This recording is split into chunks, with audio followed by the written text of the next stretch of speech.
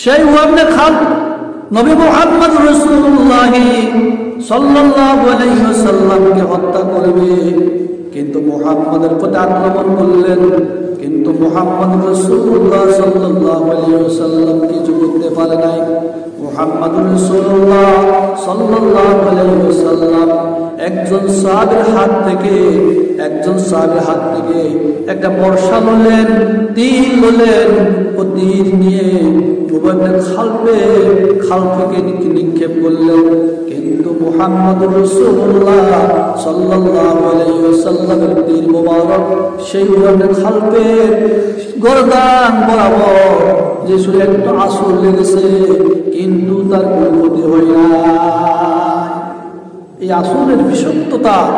কেমন, সেই শুধু জমিনে শুধু গোড়ায় গোড়ায় টানতেছে আর চিল্লাইতেছে, কিন্তু তার